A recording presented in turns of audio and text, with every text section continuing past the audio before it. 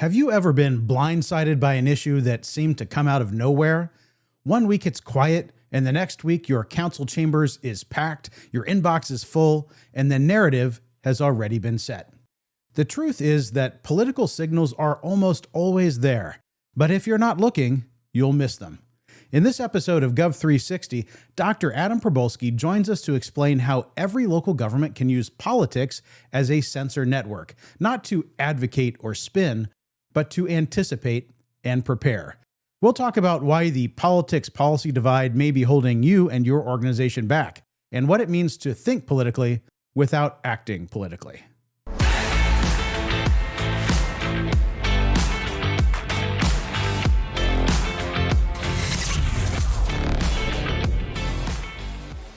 Welcome to Gov360, your full circle view on local government.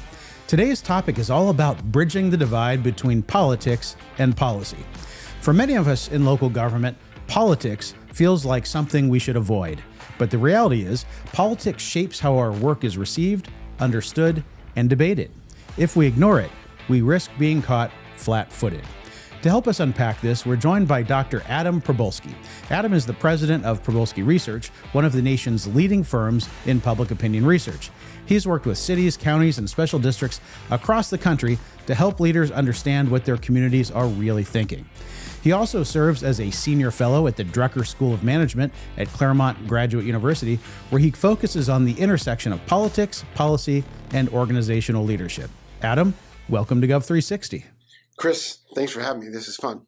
Yeah, no, you and I go quite a ways back, but it's been a while. Yeah, we've, very ways back, and more recently with some of the city work you've done. But yeah, it's kind of a fun world. Actually, it's a great kind of connection to the conversation, right? I think we knew each other from politics years ago, and which is kind of an old life for I think both of us. And now more on the government side. That's right. We saw the light, I guess, or maybe the ability to actually make a difference and get something done.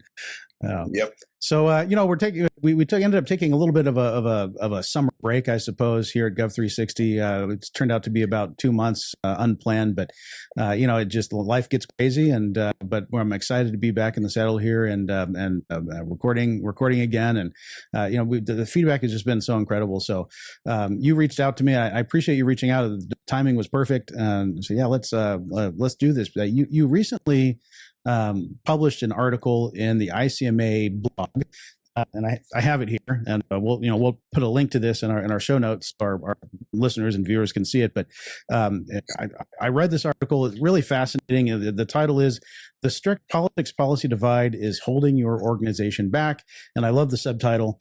If your organization is facing political threat, you do not fight it with silence. You fight it with strategy.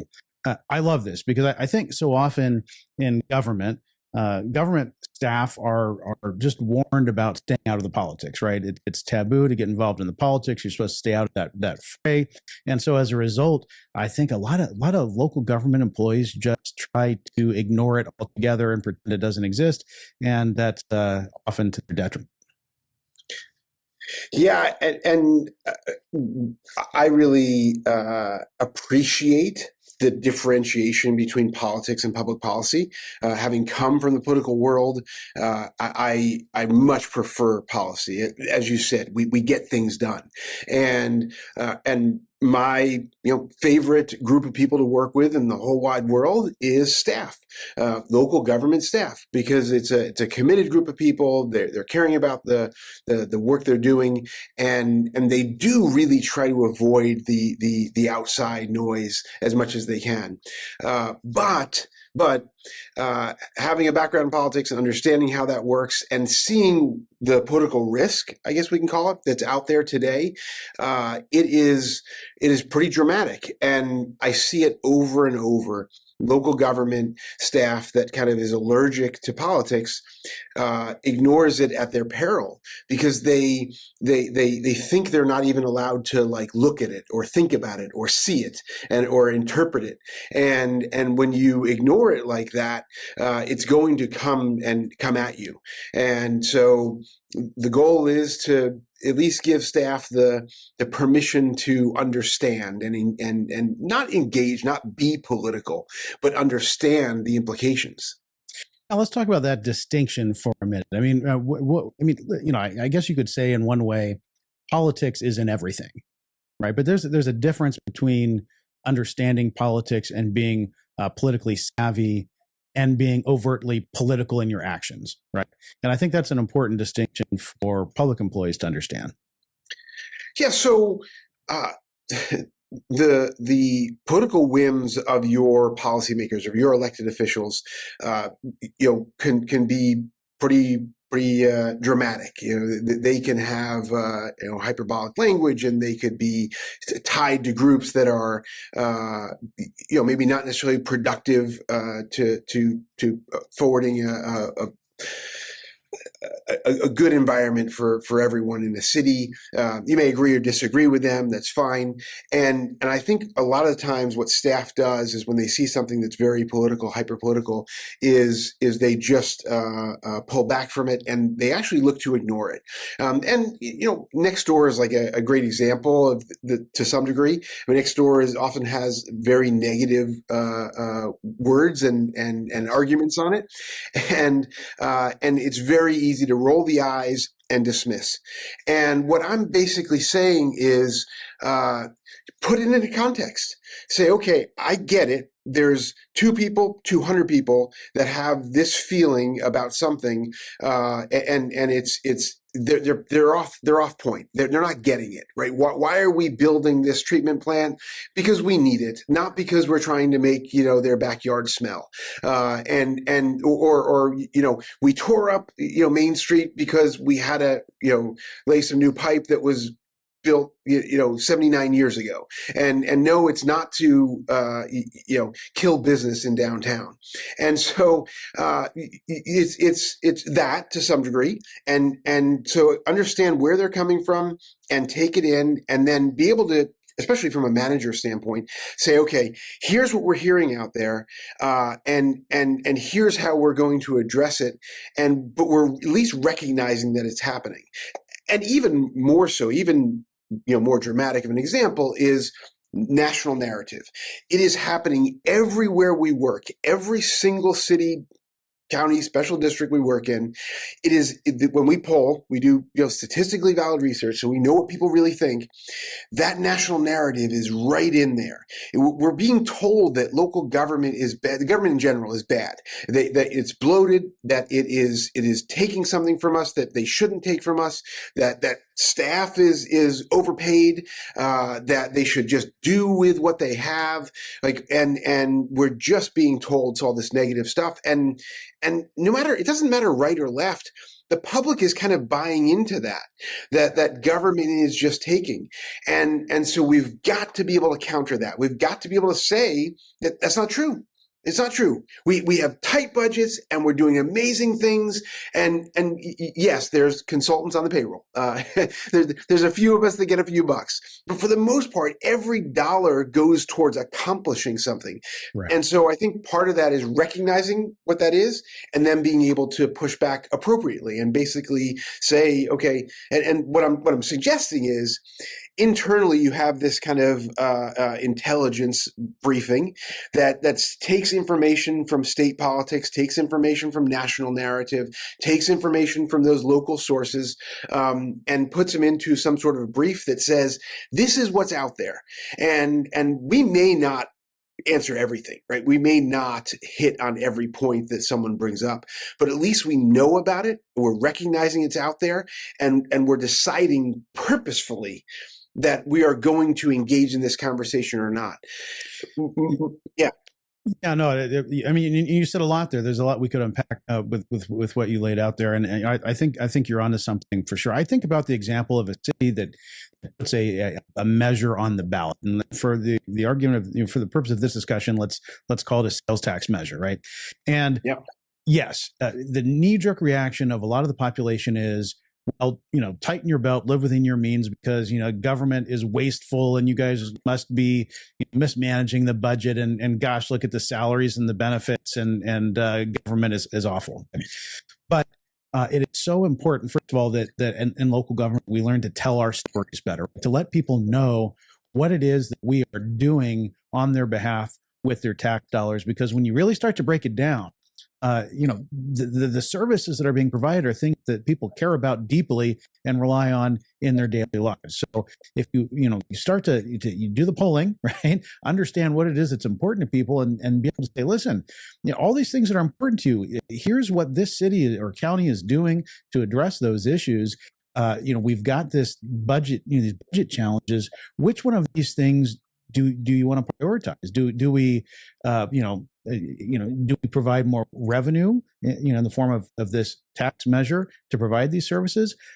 If so, great. If not, that's okay too. But this is what it means, right? It means we cannot provide these services, at least at the levels that you'd like. Maybe it means we reduce, whether it's number of cops on the street or the number of firefighters, whatever it is, and that people start to understand that. But kind of getting back to the importance of understanding the politics.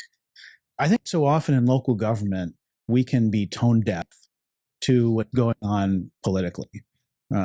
Proposing a sales tax measure during a time of recession, right, when people are struggling, as an example, or while proposing a sales tax measure, proposing drastic increases in staff salaries and benefits. Right, because in the government employee's mind, well, I've got this salary survey that is comp and class study that says that this is what makes sense, but we're going to move this forward. It's not stopping to think, politically, what impact is that? What message is that sending? Right, so I see that sort of thing a lot.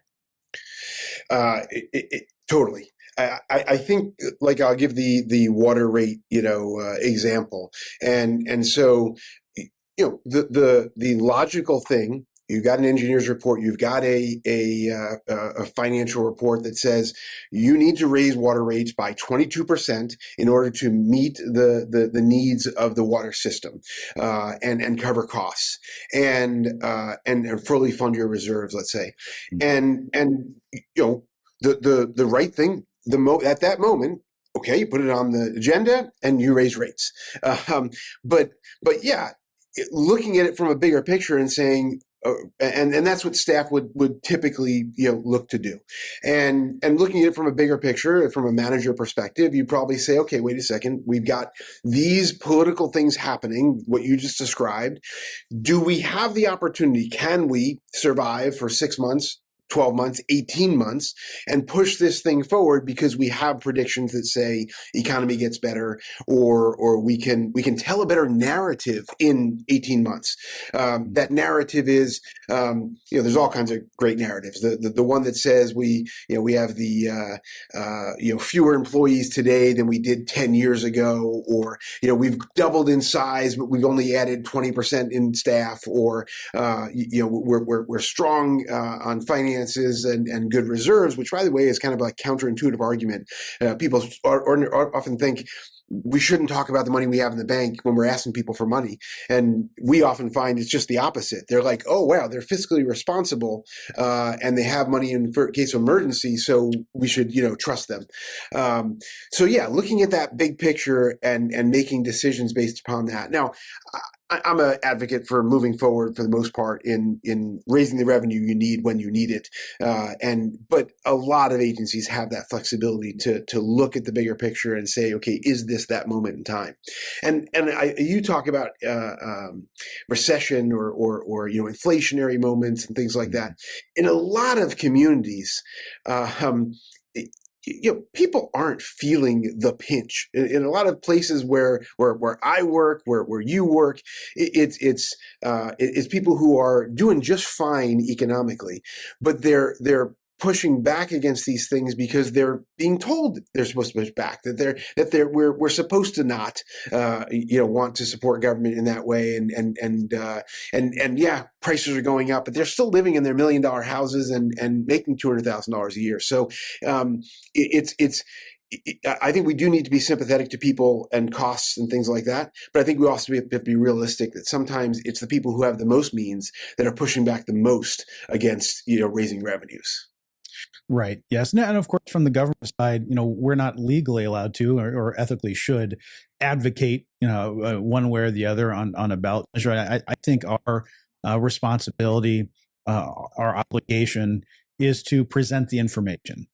Really, a budget is a set of priorities, right? So it's a community choice. What level of services do you want? What level of services are you willing to pay for? And the type of services that you provide at Probolsky Research helps to give local government the tools to help provide that information. Right? Okay, what are the things that are important to our residents, right? And how do we present that information in a way that gives us the feedback we need to make these decisions to serve our residents? Yeah, it's very true. That's the path is we need to raise $20 million. That can come through multiple different means, but a sales tax, gets us 2/3 of the way there. And then, our job, from a research perspective, is to understand whether you can get from here to there. So where do you start? Do people support it organically? And if not, do you tell that story of what the need is? And really, like you said, government never advocates. There's never an excuse for government to say vote yes or vote no, depending on what the project is. From a ballot perspective, it's not legal. It's not appropriate. No one would advocate for that. But yeah, telling the story about the implications. If this passes, we get trails and parks and cops and potholes filled. And if it doesn't, here's what really can maybe go down, and so that is the biggest part of what we do from a revenue standpoint when we poll, is to identify those 22 things that might be arguments for or against, and find the ones that are most impactful for and the most impactful against, and mitigate against the ones that are against, and hopefully talk more about the ones that make people more compelled to support it. Now, that's not advocating. It's just kind of taking the things that people care about the most and kind of connecting with them on that. Disingenuous if you're saying you're going to put money in parks and you're not, right.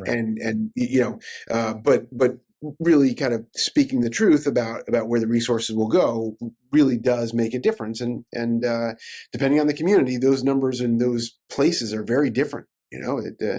People care about different things at different moments in time. Very true. Yeah, one of the things I often talk about is the need to just be honest and transparent with the public. I think, maybe it's human nature to always want to put our best foot forward, or do things in a way that is going to most benefit the path that we think makes the most sense, right? And when we work in local government, it's what we deal with every day. So it's natural to think that we have the best idea of what the right thing is for the community, and so then it's also human nature to then want to advance those things, right? But I think sometimes we then get very kind of choosy about what information we decide to put out there. And kind of to your point earlier, let's not hide, what our reserves are. let's not hide where the money's going to really go. Let's not make false promises or false threats like, hey, this measure passes or these bad things happen, and then the measure fails and the bad things don't happen. And what's the result? Eroding trust in government, right? Well, the boy who cried wolf. Now the next time government comes to me and says, we need this, or else, I'm not going to believe you. I just wrote a little something on that too, sort of that government managers ought to be honest when people ask them to do something or ask them to some policy initiative, whether it's an elected official or a resident or a staff member or a nonprofit leader. Government managers should kind of figure out how to be able to get comfortable saying no. We're not going to do that, because I think organically the response oftentimes is, oh, we'll look into that. And my suggestion is don't. That puts stress on you, burden on you, work on your staff. If the answer probably pretty quickly when someone pursues, says you should pursue something is no, we're not going to do that. It doesn't align with our strategic plan. It doesn't align with our values. It's illegal, right? There's something you can say back that says no, we're never going to move that, or at least not in the next decade. That's not going to be a part of our agenda, and it can be uncomfortable, certainly to tell policymakers that because you work for them, and it can be uncomfortable to tell the public that because you also work for them, and your policymakers don't necessarily want you saying no. But yeah, that transparent no, I think is the most effective thing long term because it eliminates staff work and it makes very clear where things are going. So yeah. Yeah, absolutely. So, we've been talking a lot about, issues that are directly relevant to a city or county, things that affect, city and county budgets and policies. But one of the things that was interesting to me about your article was this kind of concept about politics as an early warning system, right? A lot of cities and counties have lobbyists in the state capitol or in Washington, D.C., and very often the focus of those lobbying efforts are to bring in dollars, bring in revenue to fund infrastructure, to fund capital improvement projects, right? But it was interesting. I think a lot of local governments don't view lobbying or tracking legislation or national political trends or statewide political trends as something that should be done as kind of an early warning system for what could bleed over into policy discussions at the city level. And that's fascinating to me. It sounds to me you're kind of saying is it should be somebody's job in City Hall to be watching these bigger trends with an eye towards, how could this impact what we're trying to accomplish here at the local level? Yeah, I mean, just take MAHA, right? Make America Healthy Again. It's not a conservative or liberal progressive thing. It's this convergence of the MAHA mom kind of comes from all quarters, and so I mean I don't know. You got a factory in your town that's making some kind of food that has artificial dyes in it, there may be some pretty big implications. Or maybe you have a factory that makes artificial dyes. You got to kind of get a sense of what's happening on the national level. You may have 300 people out of work, and so you got to kind of pay attention to what's happening in all those places. Yes, legislation. Right. You look at Sacramento, you look at Albany, you look at Tallahassee, and like you said, you look at the legislation. But there's other things like what's the motivation behind that family leave bill? What's the motivation behind the development bill that allows triplexes on single family lots? Where's that coming from? And you may have your association or your lobbyist, fight that bill or whatever it might be. But even if that bill dies, the topic doesn't go away. The subject doesn't go away. The motivation behind it doesn't go away. So, you may decide to reach out to the legislator who isn't in your district, doesn't represent you, and have a conversation with them about that subject. That is being strategic. It's not being political. And so an understanding, okay, let's look at where this MAHA movement is going and how it might impact us from a sales tax revenue or jobs revenue, job scenario. It's really, and it can be unfun because I don't love that kind of part of politics. But and you might want to rotate this job around City Hall because it's a dirty business to some degree. But giving someone that the tools is really important. I think with this, this 24-hour news cycle we're in now, and with the focus on national politics, everyone's watching Fox News or MSNBC, whatever their flavor is. They start. A lot of people will then color everything else with the same lens, right? So, a couple examples that come to mind with what is going on currently with immigration enforcement, right? At the local level. we have local law enforcement, we have technology being implemented, like these license plate reading cameras, flock cameras, as an example, and I have seen in local government residents reach out very concerned that now, wait a minute, is this technology being used now to help the federal government implement their federal policies? And I might like that, I might not like that. So that issue bleeds over to the local level. There are a lot of other examples too. Doge, right?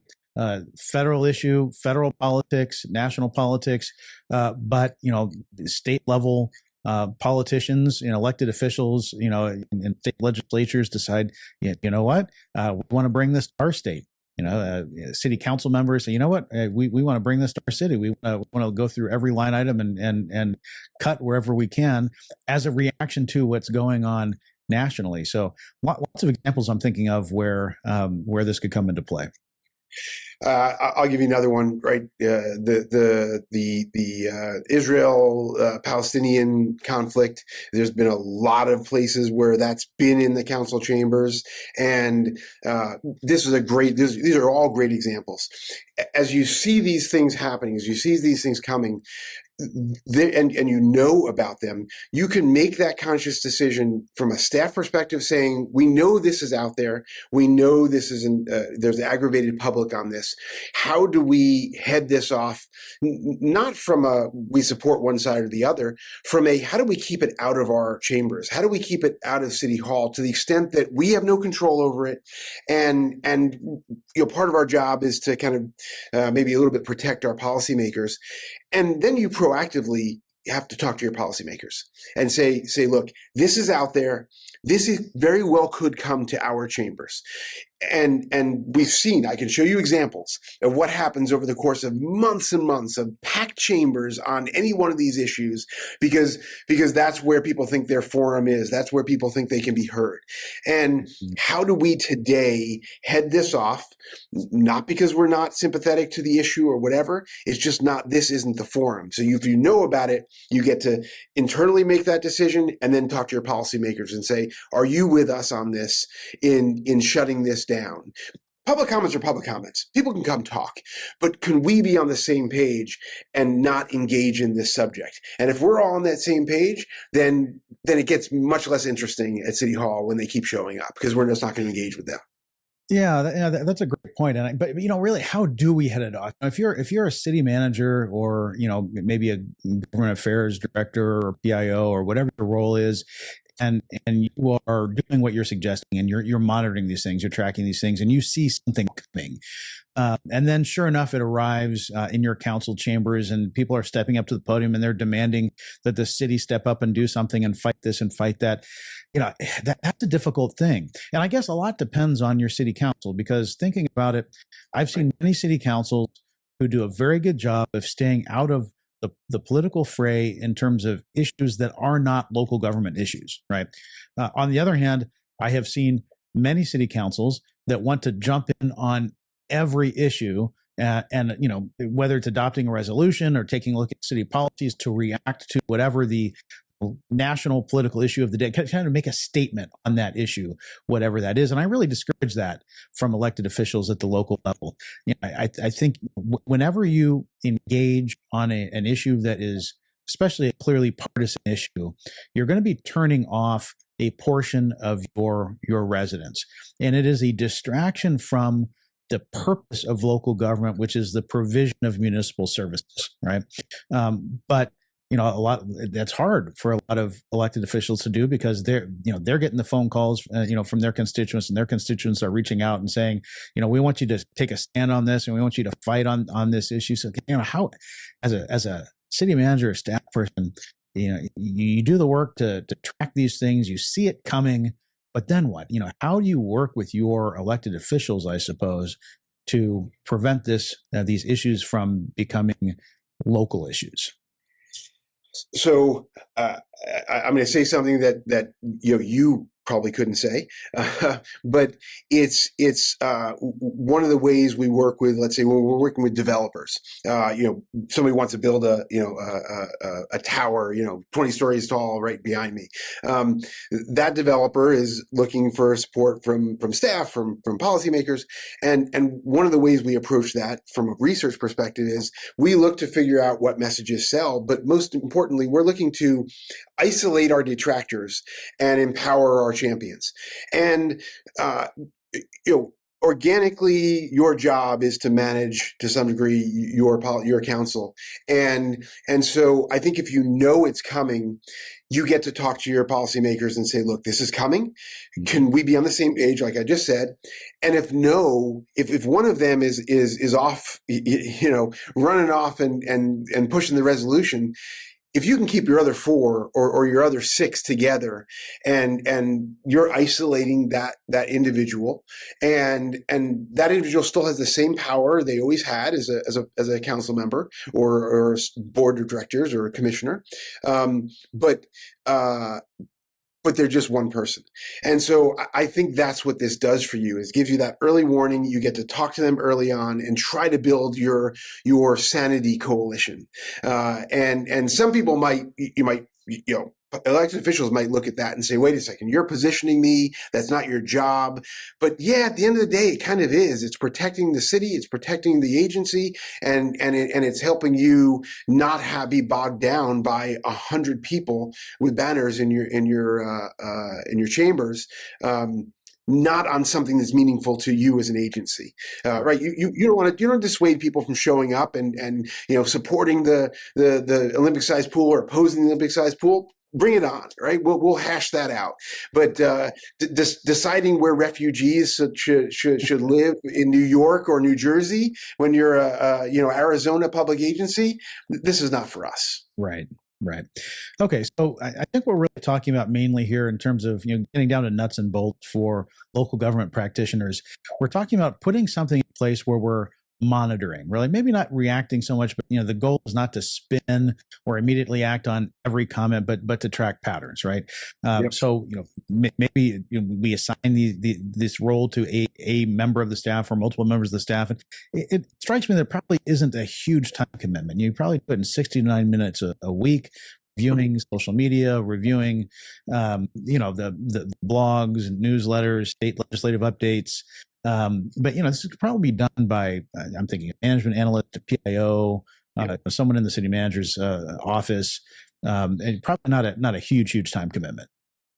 No, I'd put, if it was up to me, I'd put my youngest, newest management analyst or management analyst intern on it. And to build this out, anyone who's done any communications work, any campaign work, right, you go and you find who the sources are. And there's, typically in every state, there's a right and a left blog that really covers, the Capitol really well. And maybe there's a couple of them.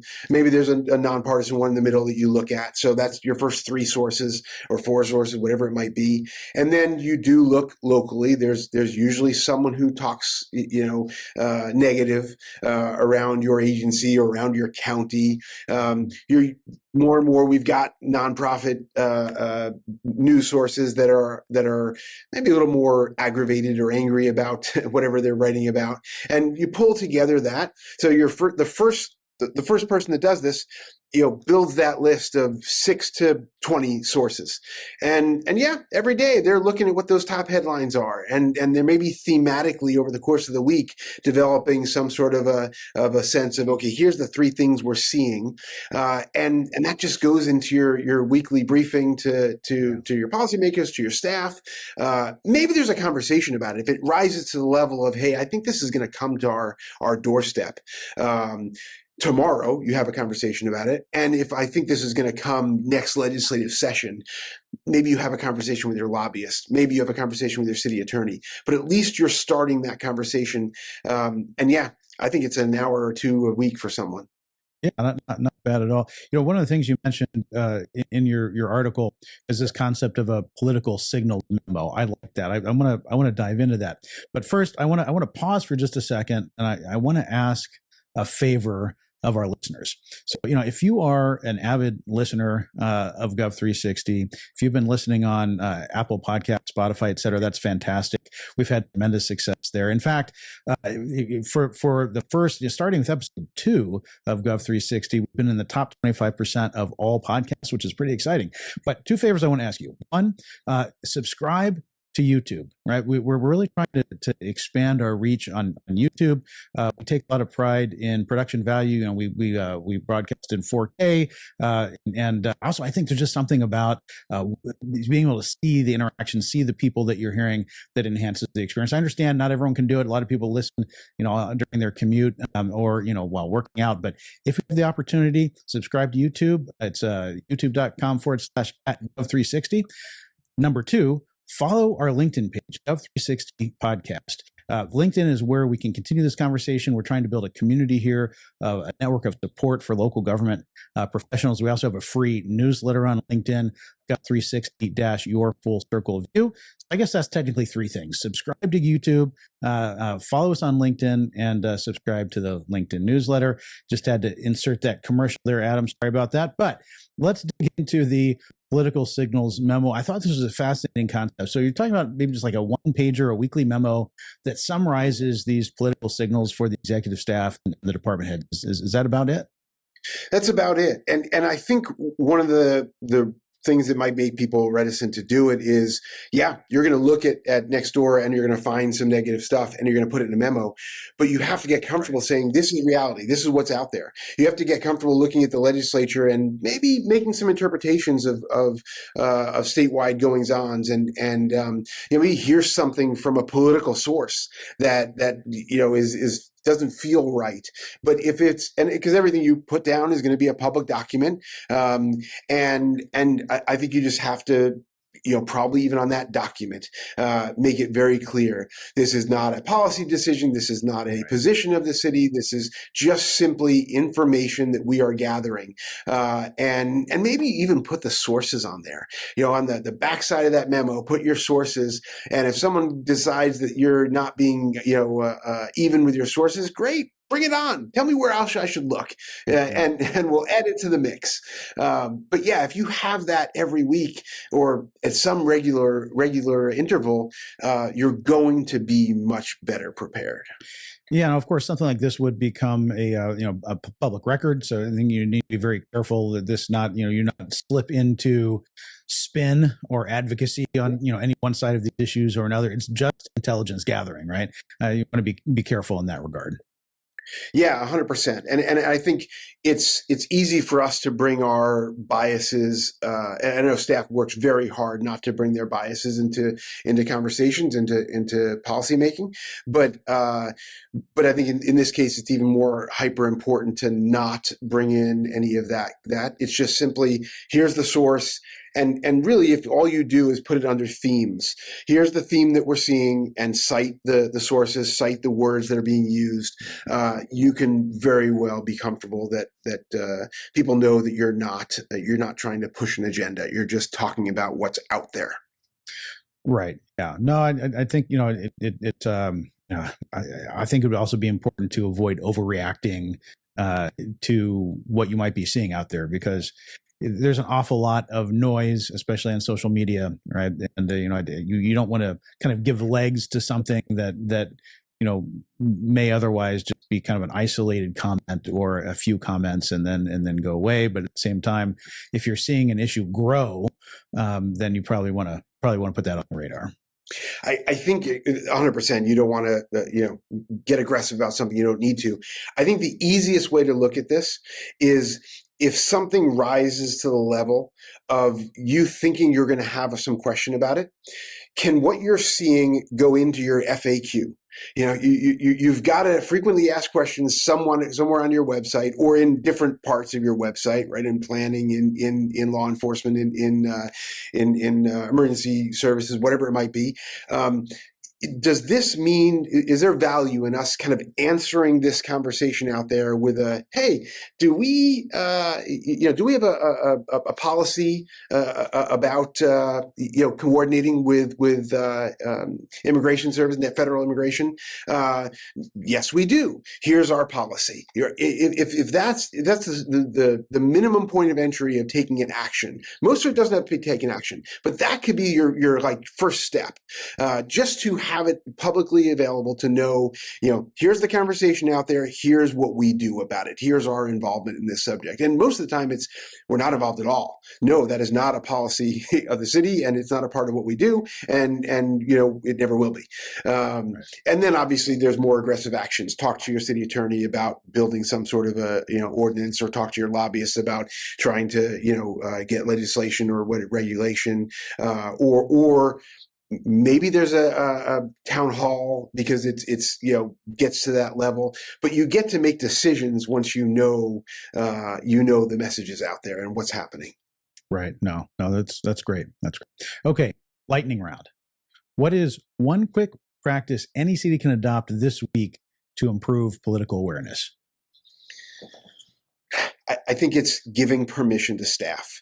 This conversation has to happen in an all-staff meeting that says we are going to understand politics. We're not going to be political, but everyone's job here is to look for the signals. And if you see something, you get to report it. And you have permission to talk in this building about the things that you're seeing. And that's the number one step. Yeah, no, I love that. Okay. What is one commonly overlooked monitoring source, such as an HOA newsletter or regional Facebook group, a commonly overlooked source? I think it's a little bit more terrestrial. It is the meetings, the people getting together, which still happens. We all can see the conversations online, but there is an HOA board meeting where people get together. There is a Rotary Club where people get together. There is a book club at the library where people get together. Now, I'm not suggesting you have to have spies in these meetings or people showing up to all these things, but to the extent that you have I don't mean to belabor the CIA analogy, but you have people who are involved at City Hall or at your agency that are in these communities. Your commissioners are at their HOA meetings. Your consultants show up to the community service clubs because they're members of them, and so giving them the idea that, hey, if you're hearing something, we want to know about it. If it's one random person saying it, it's okay. If you hear it 3 or 4 times, just let me know. Anyone on the city staff, just give us a little heads up. You walk in the door before you sit down for your finance commission, just tell staff, hey, I heard that, a few people are really worried about city finances. They think we're going to go bankrupt because somebody said something. Okay. Right. We get to answer that because we're not. Right. No. Yeah. Okay. All right. Last one. What is one metric or indicator that shows that this approach is working? I think if you have first of all, if you have a council chambers that is robustly attended, but not with people who are angry about the world, that might be one metric, and that's not necessarily the telltale sign. But if it's your speakers are, well, you're always going to have those speakers. There's going to be a few people who have some commentary, but if there's not 40 people there about some subject that isn't germane to City Hall, that isn't germane to the water district, then I think that's a pretty clear metric. And I'd love to hear honestly what other people would say to that, because I'm sure guys like you, every general manager, every city manager probably has an idea of what that looks like. Right. No, Adam, I really appreciate you bringing this topic forward. I think it's I really appreciate things that are nuts and bolts. Things that can be implemented by those in local government. I think there's a lot of value here. I do, as we talked about earlier, think that we do not spend enough time in local government watching the political tea leaves because it's been beaten into our brains. Stay away from politics, and I think that has been to our detriment.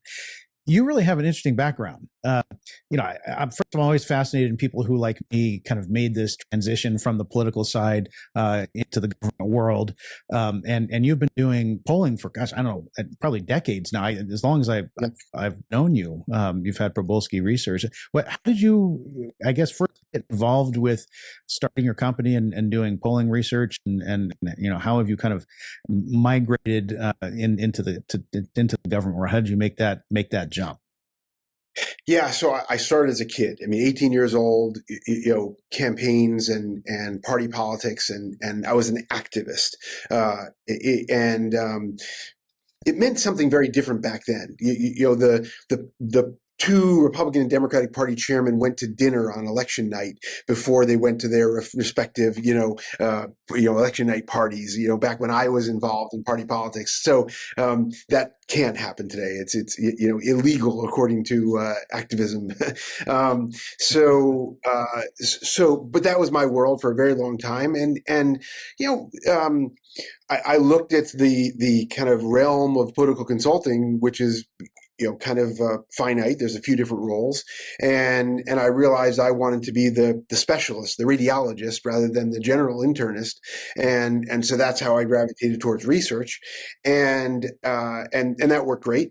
And then at some point, I started realizing, there's this entitlement process, and I live in California, and an entitlement process for development is very can be very contentious, and so pretty much anytime you're building anything, a developer of any size is going to poll to demonstrate to policymakers and commissioners and staff that we've got public support and identify the goodies they can hand out. Right? If you've got a $100 million project, you're probably going to you've got fees you're going to put money into, but you're also going to put $1 million here and $500,000 there. You're going to build a fire station.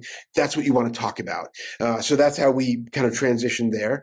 And then at some point, you just kind of realize, okay, I'm connected to City Hall at this point, and you realize government needs to understand where they stand with their public. Government needs to sometimes have elections that they're not advocating, but they're kind of putting on the ballot, and they need to communicate where their stance is and what prospects the city or the agency has. So it kind of transitioned there, and I really left most of the other stuff behind. We still do a little bit of everything else, but more than 90% of our business is public policy and local government, some to state government, but it's just much more fun. And I think the final part of that is I really genuinely love staff. It's this kind of love affair with people who really appreciate what they do, and you can connect the dots to really accomplishing something. And so I definitely gravitate more towards that than the candidate who, I don't really resonate with. Right. Well, I've had the pleasure of working with you on the local government side, doing research, and big fan of your work. But you also get out there a lot. You're doing speaking engagements. I see you all over social media, which is great. And more recently, I noticed you became a senior research fellow at Drucker School of Management, which is part of the Claremont Graduate University. How did that come about? And I'm just, for my own edification, what does that involve? As a senior research fellow, what do you do? So I'm a little bit of a late bloomer academically. I got my doctorate very recently, and in that process of getting my doctorate, I kind of, my eyes were opened up to some degree to the research process. Not the public opinion and market research that we do, but the academic research process. And I've kind of been drawn to that. The idea of coming up with frameworks and coming up with original content and original research and science behind decision making. And when the opportunity came up to join a school like Drucker that really focuses on organizational change and making things better, I jumped at the chance. What does it mean? It means I'm I'm an advocate for the school, and I am there to help in any capacity. So that might be lecturing, it might be writing, it might be doing some research, and just generally helping the students at the school and the administration advance the agenda of research and growing a great institution, a storied institution that really puts out really well-educated people in business and very well-educated people and successful people in government as well. I mean, I think we tend to forget that government managers are really significantly as important as business managers. Well, I mean, it sounds like really fascinating work and intellectually stimulating and meaningful. So it sounds like you enjoy it, which is great. Yeah, very much. Thank you so much for coming on Gov 360 today. Really great to catch up with you, and thank you for sharing these concepts with our listeners. Really helpful nuts and bolts stuff here that I think people can walk away with. I really appreciate it. Thank you, Chris. It was fun. Well, friends, I think the big takeaway is that ignoring politics doesn't make it go away. It only makes us less prepared. By thinking politically without acting politically, city leaders can stay ahead of challenges and better serve their communities. We'll share a download of a template of that one-page Political Signals Memo we talked about. We'll also include a link to Adam's article in the ICMA blog titled "A Strict Politics Policy Divide is Holding Your Organization Back." And you can learn more about Adam's work at Probolsky Research by visiting probolskyresearch.com. Please be sure to share this episode with your colleagues and subscribe so you don't miss an episode. We're on Apple Podcasts, Spotify, and all the major podcast platforms. Subscribe on YouTube to watch the video version of Gov 360, and subscribe to the Gov 360 newsletter on LinkedIn. It's free, and LinkedIn is a great way for us to connect and to continue the conversation. That's a wrap for today. Thank you for joining us on Gov 360. Until next time, govern boldly, my friends.